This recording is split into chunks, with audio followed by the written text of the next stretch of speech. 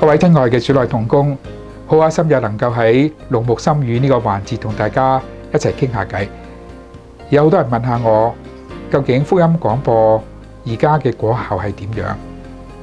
我其實好容易可以話俾你聽，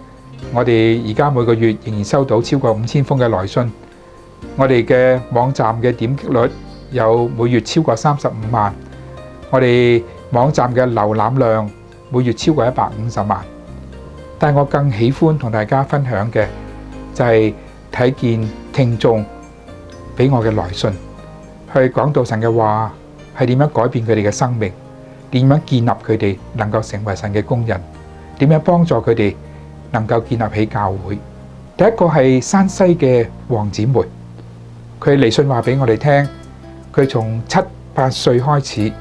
就開始偷聽我哋良友電台嘅節目啦。點解係偷聽呢？因為原來佢係一個回族，一個少數民族，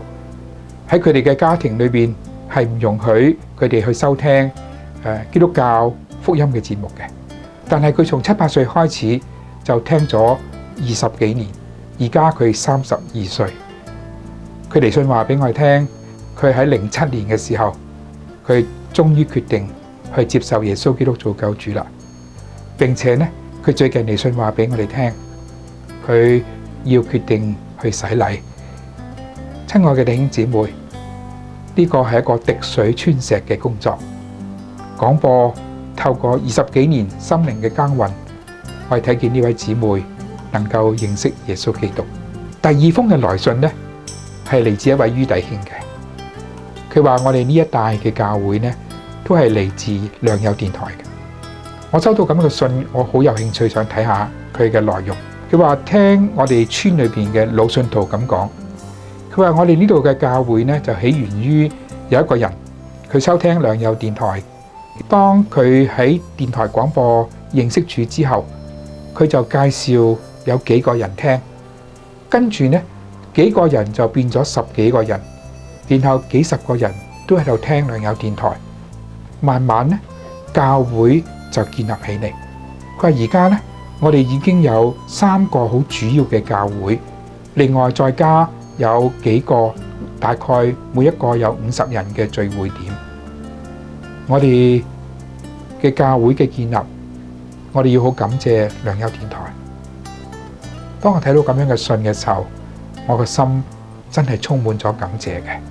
因為原來神嘅話語透過廣播，唔單止能夠改變一個人嘅生命，並且能夠去建立起好多個教會嘅。請大家同我一齊去為着神使用福音廣播嚟到向神獻上感恩。我請大家都為到以下3方面嚟到去禱告，為更多嘅同胞能夠因為神嘅說話、神嘅福音嚟到得到拯救嚟到禱告。第二，請大家為咗有更多嘅傳道人、更多個教會得到建立嚟到去禱告主。第三，請大家都為到遠東廣播公司負責節目製作嘅同工嚟祈禱，求主賜俾佢哋美好嘅靈性，俾佢哋有神嘅說話，又俾佢哋能夠去堅持不屈嘅精神，完成神俾我哋嘅使命。